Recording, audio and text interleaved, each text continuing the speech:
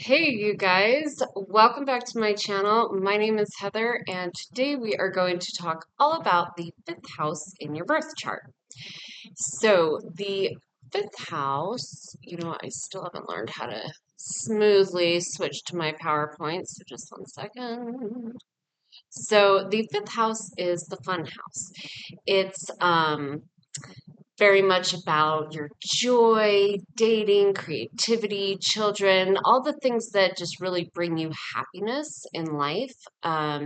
We can look at how those will play out in the different areas depending on your planetary placements.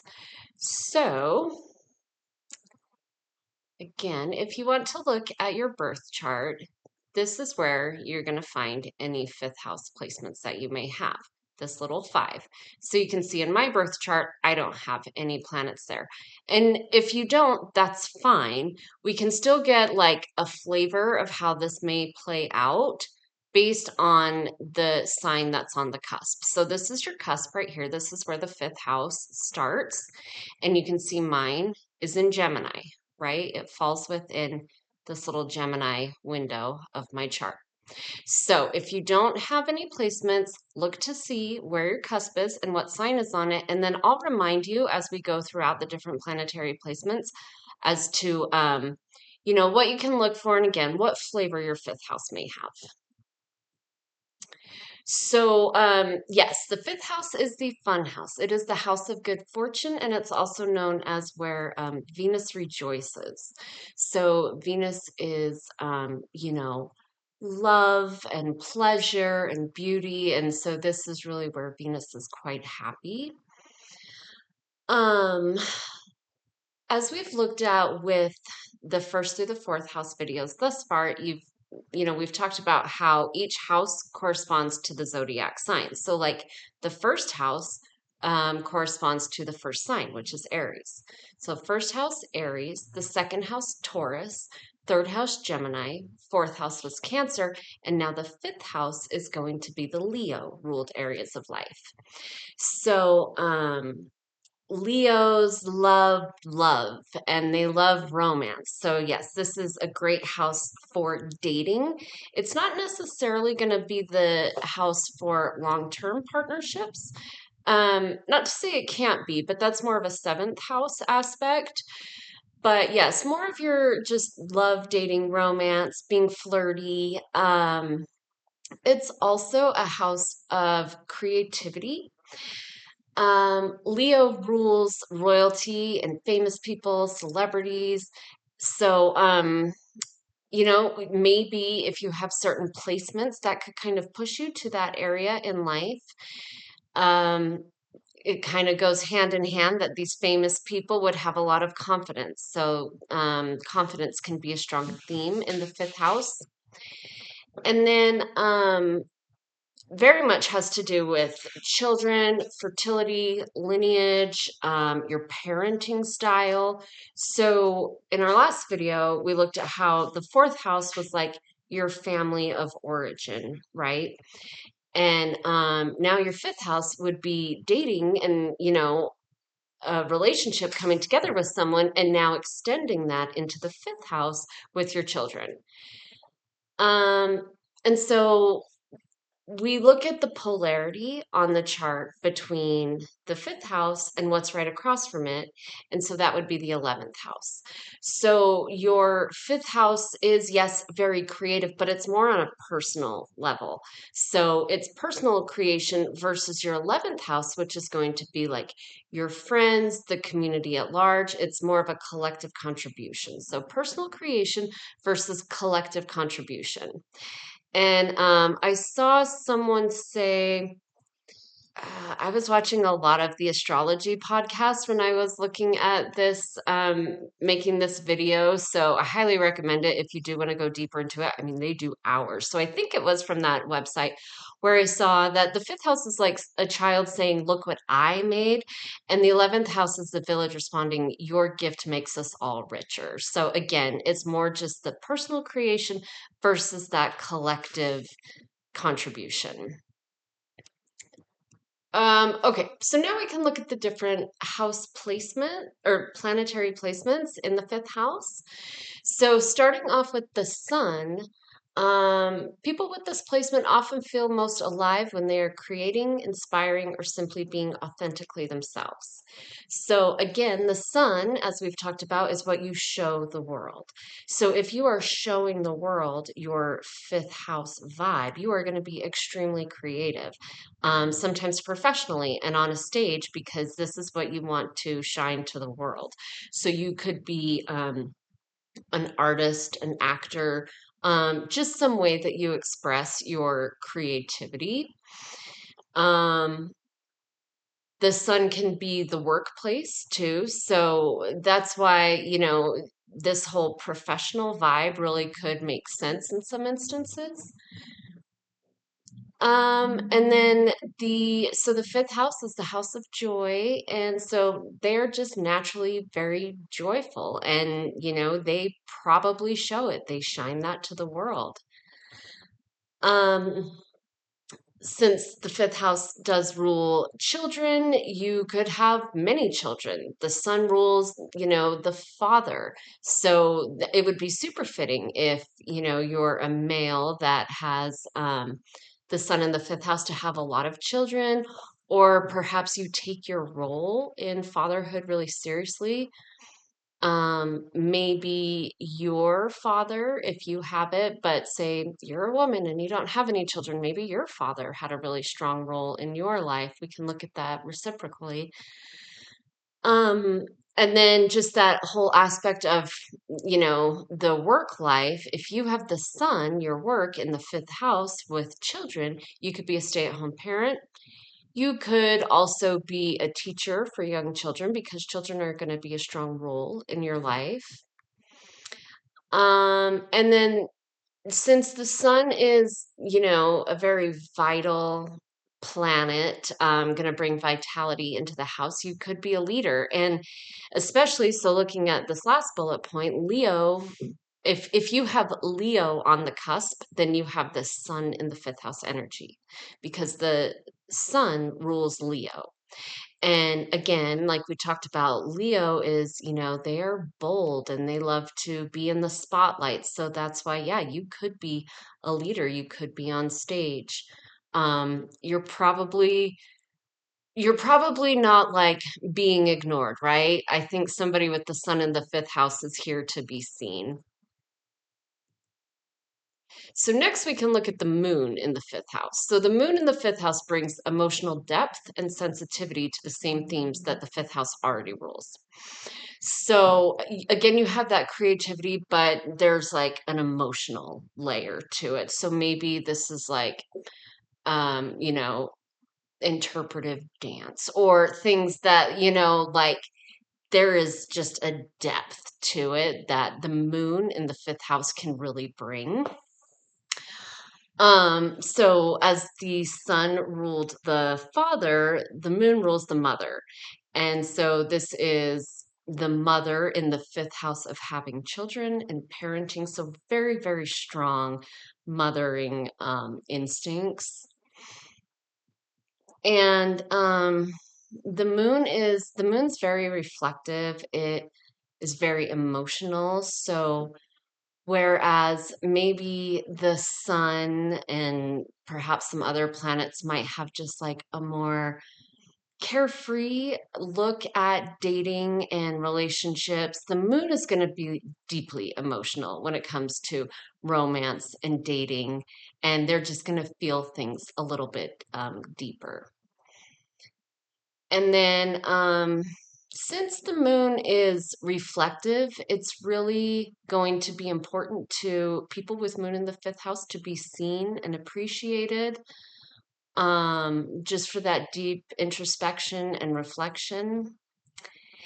And then the moon, it affects the tides, so it can have the highs and the lows. The moon moves in cycles. So, just again, with the emotional nature that the moon carries, and then the tides, it can just be, you could have some highs and lows.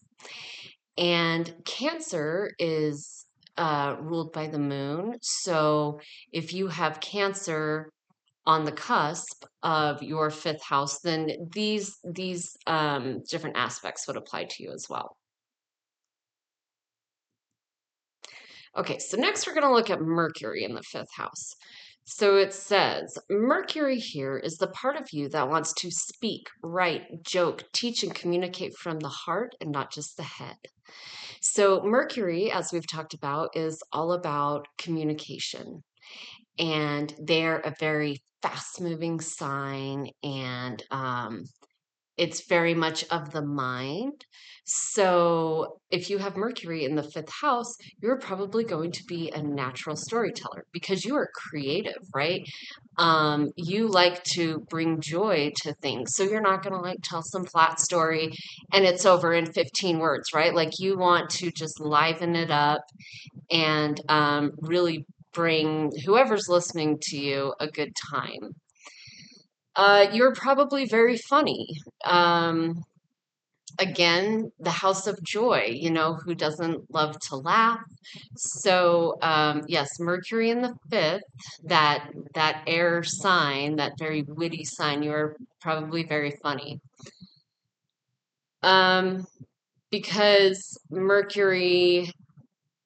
it- Mercury is very smart. It's very smart energy. It loves to learn, and it just loves to learn for the sake of learning. So you probably have a very creative mind. It probably doesn't stop. Um, and then you speak to be seen. So it really brings you, that communication is really going to be a big drive for, you know, how you interact with people. Mercury in the fifth house can be a little flirty. They are very playful. It is a super light, playful sign. So, in this fifth house of joy, where Venus is rejoicing, it's very fitting that someone with Mercury in the fifth house could be very flirty. And then, if you don't have any planets in the fifth house, this would still be that Gemini or Virgo on the cusp. Um, And another thing to think about that I guess I didn't include in here is that to also not forget about the parenting style too. So somebody as a parent with Mercury in the fifth house, they might want to really show their kids so many different things and, talk to them and make sure they understand. They're not going to just sit them in front of a screen. Um, Having a good, very open relationship with your children would be very important to someone with Mercury in the fifth. Okay, so next we're going to go to Venus in the fifth house.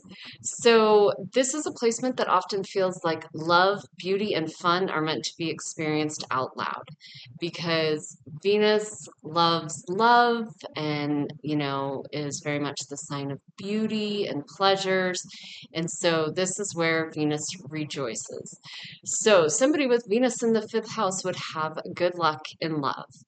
And, they could just their relationships go well. They might be very attractive or magnetic, and lots of people want to be in a relationship with them. Very charming. They would not take things too seriously, so how they're going to express their love would be fun and playful and lighthearted. And by the same token that they want to feel adored and loved as much as they would express it to someone else. Um, and then because the fifth house is a creative sign and Venus is all about beauty, that they're going to create beauty naturally. So maybe they're somebody who's a makeup artist or they are a hairdresser, clothes stylist, or something like that. Just it would come very natural for them to be able to make things look nice. And again, thinking about that parenting aspect to it too, Venus is very harmonious. So this could be a parent who, just wants to create a nice, loving home for their children and their partner. So, yeah. And then this would be also, you have these characteristics if you have Taurus or Libra on the cusp, because both Taurus and Libra are ruled by Venus. Okay, so next we have Mars in the fifth house. So this placement brings fire, passion, drive, and intensity into everything the fifth house represents. So Mars is very fast moving, it's bold, it can be a little hot headed. So people with Mars in the fifth could be very bold in their creativity.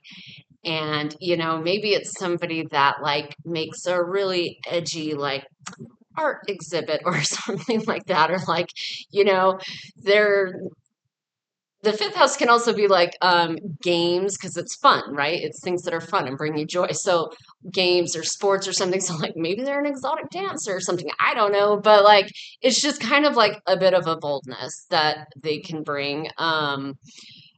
They also that Mars energy and the confidence, so they can be very competitive and they do it with confidence. Um, Mars is, a fire energy, and the fifth house is Leo, right? So, like, we've got two fire things happening. So, they are thriving on passion. They are, again, very bold. So, when it comes to dating, they are very direct in love. And because they like the games, right? They are competitive. They're going to enjoy the chase in dating. So if you are interested in someone that happens to have a Mars in the fifth house or Aries, Scorpio cusp, like maybe you should just sit back and let them do the chasing because that's probably going to make them a little bit more interested in you. And then, yeah, so like I've said, Mars is very intense, high energy. So they're going to be high energy creators and athletes. Um, and yeah, strong inner child energy. Yeah, Mars, it's again that Aries, right? The Aries is kind of like the inner child.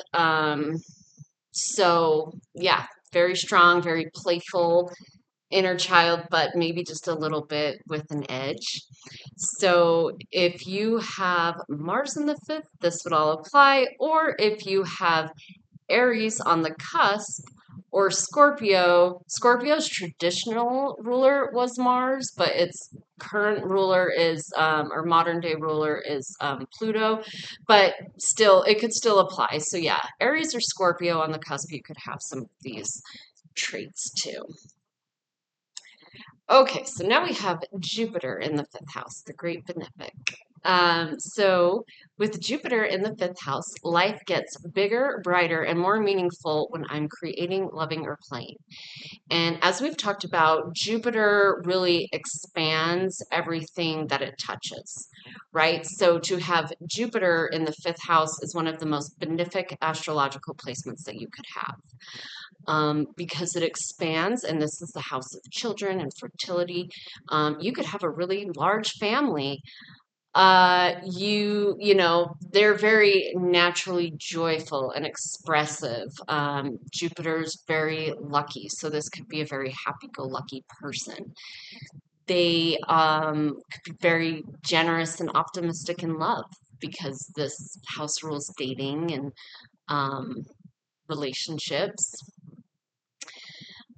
Jupiter is associated with higher education. So, sorry, my phone keeps going off and it's distracting me. So, yeah, Jupiter is associated with higher education and learning. So, somebody with Jupiter in the fifth house could be a great teacher to young children. This could be maybe a parent that is like an awesome homeschool teacher, or, just a teacher to other people's children as well. And then that creativity is just going to expand upon it. Um, yeah, Jupiter can be excess, right? So maybe this is someone who has dated a lot of people, or, maybe it's even somebody who, like, they might not want to commit, so they could just have lots of different things going on. More casual relationships could be a Jupiter in the fifth house trait. And if you have Sagittarius or Pisces, again, this is Pisces' traditional ruler. Neptune is the modern day ruler of Pisces. But if you have Sagittarius or Pisces on the cusp, then these traits could, apply to you as well. Okay, so next we're going to go to Saturn in the fifth house. So if the fifth house is where we naturally play, create, and open our hearts, Saturn here asks, can you build something real, lasting, and meaningful from this without rushing it? So Saturn's like kind of the opposite of Jupiter in a lot of ways, where Jupiter like expands, Saturn really constricts. So somebody with Saturn in the fifth house could have a really hard time expressing creativity.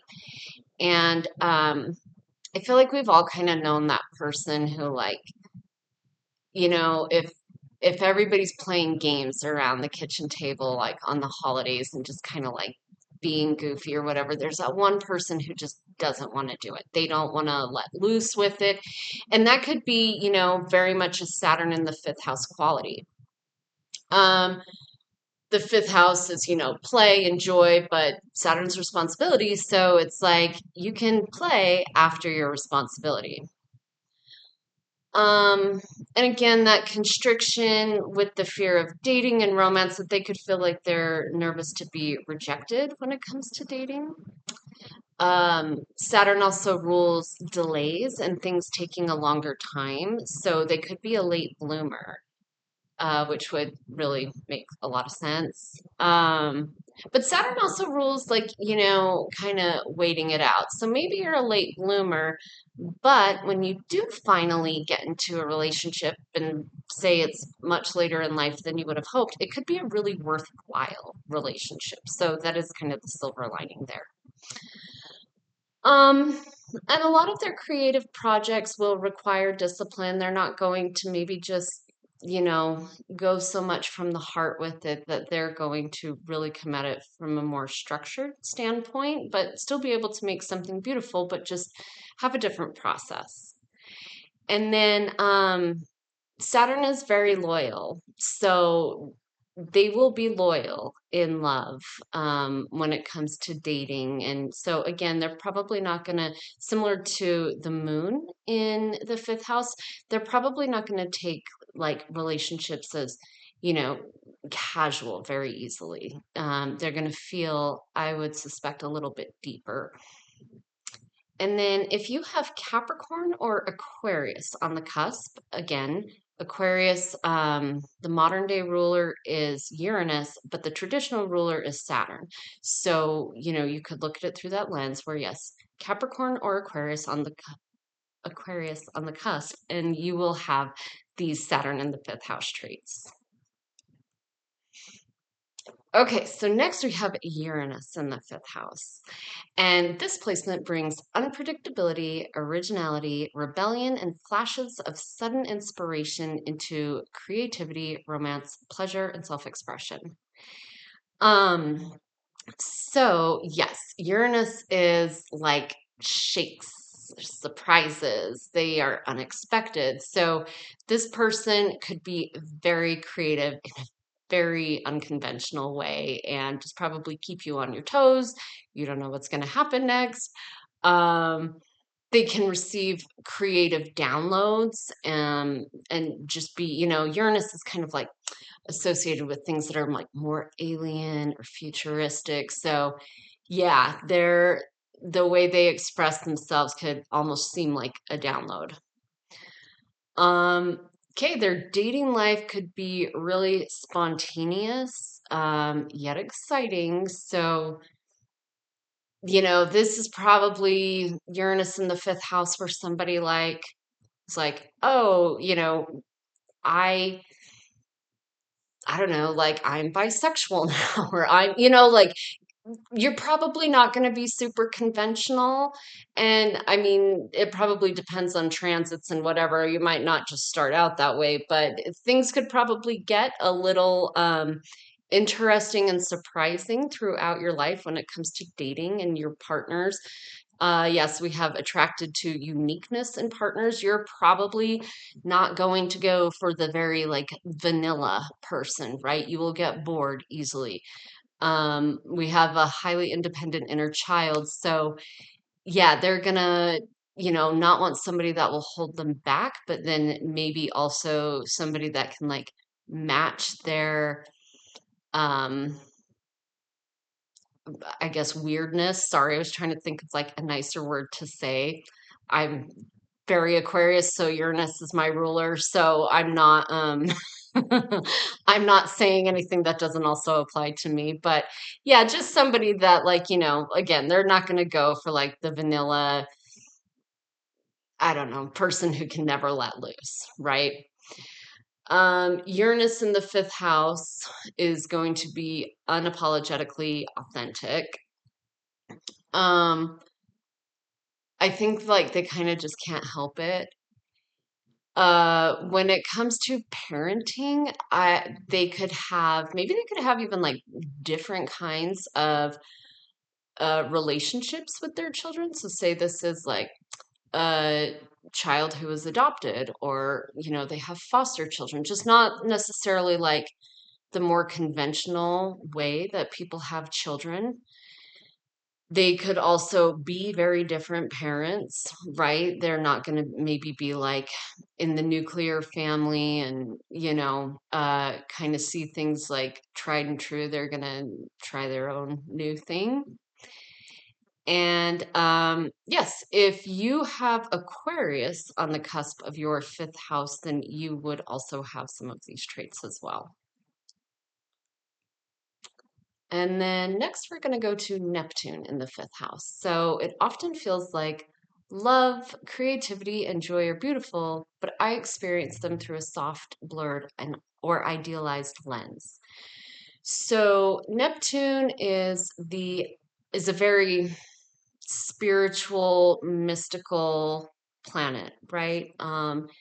It can be very emotional. So, with that creative aspect of the fifth house, you could be extremely imaginative and artistic because you're not really like held by bounds, right? Neptune can be a little like things are as this first sentence says, things are a little blurred, right? So, yeah, you're not probably going to put yourself in a box creatively. Um, you could so fairy tale romance, you could, it's very dreamy. Neptune's a very dreamy planet and energy. So yeah, you could have fairy tale romance. And I would hope for you, Neptune in the fifth house people, that, it's everything that you hope and desire, but be careful not to be disillusioned because that dreaminess could mean like maybe you feel the good kind of dreamy, but it's really that it's just not reality. So, yes, be very careful to not be disillusioned when it comes to Neptune in the fifth house. Um, Neptune is very, it is emotional. It is, yeah, soft spiritually. So there's a soft, sensitive, expressive nature. Probably with your children too. Like, it could be good if you have Neptune in the fifth house to be aware of having boundaries with your children because you may be naturally inclined to just like go with the flow and it's fine. And you know what I mean? So, you might want to just consider putting down some boundaries as a parent.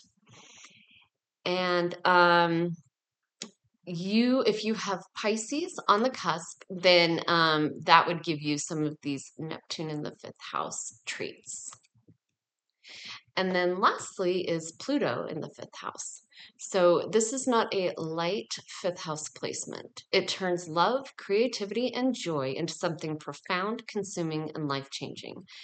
So Pluto is like pretty rough, right? Like it's a malefic, but it is in a happy house. So it is still like it brings a weight to the fifth house, but it also lightens up the Pluto aspect. So I don't want to, make you feel bad if you have Pluto in the fifth. Um, But Pluto is intense. So your creative side, you create with emotional intensity. And, maybe this is like some of those tortured artist types that, they create these amazing pieces, but like it almost kind of takes a little piece of their soul with them. When it comes to love, love is intense and consuming. Uh, Pluto is like it likes to investigate and like look into like the darkness. So like oh, I have it a little bit further down, can be obsessive and controlling in dating. So, yeah, just something that if you have this placement, maybe just be aware and try to, kind of keep yourself in check. If you feel the need to go Facebook stalk someone or go through someone's phone, be like, this is my Pluto on my fifth, and yeah, I don't need to investigate everything. Um, Pluto is very transformative, right? It's like death and rebirth. So, somebody with this placement, children can change your life. And so maybe, you were going along one way, and I've known someone who was like not doing well in life and then found out that they were going to be a parent and really, really like change things around for the better. So that could be a great example of somebody having Pluto in the fifth house, that it's that child energy, your fertility, that did the transformation, which is the Pluto. Um, and then just, with this childlike energy with the fifth house, seeing as how Pluto is like the things that are in the darkness, right? You could have a strong connection to your inner child's shadow. Um, and as much as that might not sound as fun as the other placements, it could be a really good opportunity for you to do some healing and to move forward in a more healthy way. And yeah, if you have Scorpio on the cusp, Pluto is the ruler of Scorpio. So that would give you some of these traits uh, with this Pluto in the fifth house. So let's switch back here. And I would just like to thank you if you have made it this far with me. I hope that it brought some light into this area of your birth chart. If you liked it, please consider hitting that like button, subscribing to my channel. In the comments below, let me know what planets you have in the fifth house, if any, and I will see you guys soon. Thanks and have a great day. Bye.